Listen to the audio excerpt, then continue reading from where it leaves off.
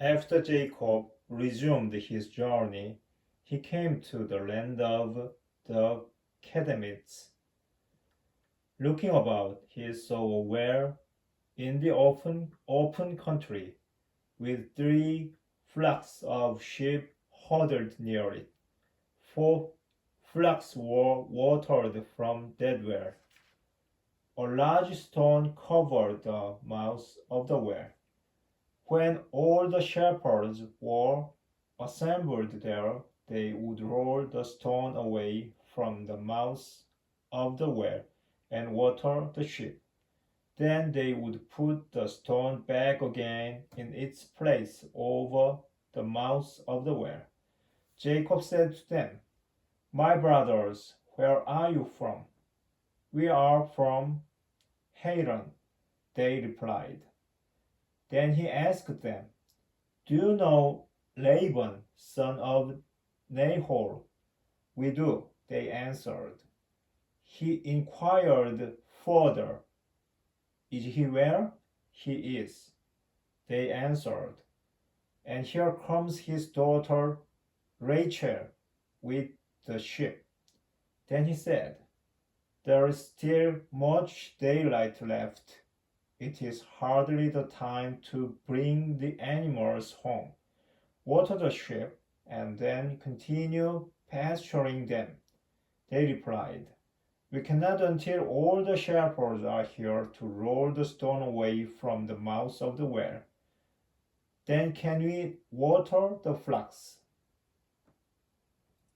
While he was still talking with them, Rachel arrived with her father's sheep, for she was the one who tended them. As soon as Jacob saw Rachel, the daughter of his mother's brother Laban, and the sheep of Laban, he went up, rolled the stone away from the mouth of the well, and watered Laban's sheep. Then Jacob kissed Rachel and wept aloud. Jacob told Rachel that he was her father's relative, Rebekah's son. So she ran to tell her father. When Laban heard the news about Jacob, his sister's son, he ran to meet him. After embracing and kissing him, he brought him to his house. Jacob then repeated to Laban all these things. And Laban said to him, "You are indeed my bone and my flesh." After Jacob had stayed with him a full month, Laban said to him, "Should you serve me for nothing just because you are a relative of mine? Tell me what your wages should be." Now Laban had 2 daughters. The older was called Leah, the younger Rachel. Leah had dull eyes, but Rachel was sharply and beautiful. Because Jacob loved Rachel, he answered, "I will serve you 7 years for your younger daughter Rachel." Laban replied, "It is better to give her to you than to another man. Stay with me." So Jacob served 7 years for Rachel, yet they seemed to him like a few days because of his love for her.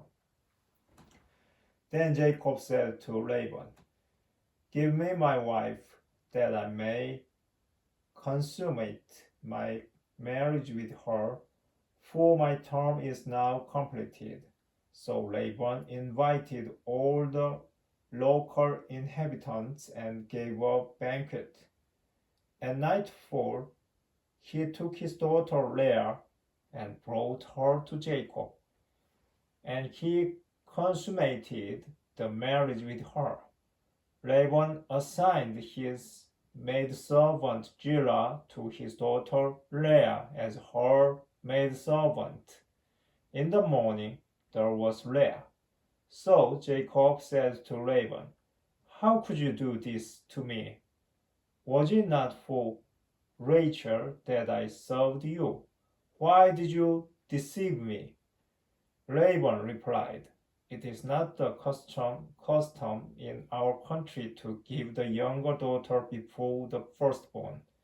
Finish the bridal week for this one, and then the other will also be given to you in return for another 7 years of service with me. Jacob did so. He finished the bridal week for the one, and then Laban gave him his daughter Rachel as a wife. Laban assigned his maidservant Bilhah to his daughter Rachel as her maidservant. Jacob then consummated his marriage with Rachel also, and he loved her more than Leah. Thus he served Laban another 7 years. When the Lord saw that Leah was unloved, he made her fruitful, while Rachel was barren. Leah conceived and bore a son, and she named him Reuben, for she said, "It means, the Lord saw my misery. Surely now my husband will love me." She conceived again and bore a son and said, "It means, the Lord heard that I was unloved, and therefore he was given me this one also." So she named him Simeon.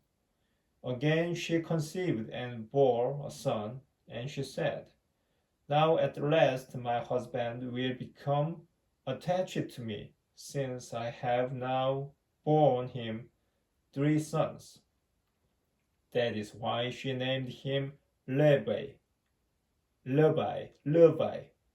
Once more she conceived and bore a son, and she said, "This time I will give thanks to the Lord." Therefore she named him Judah.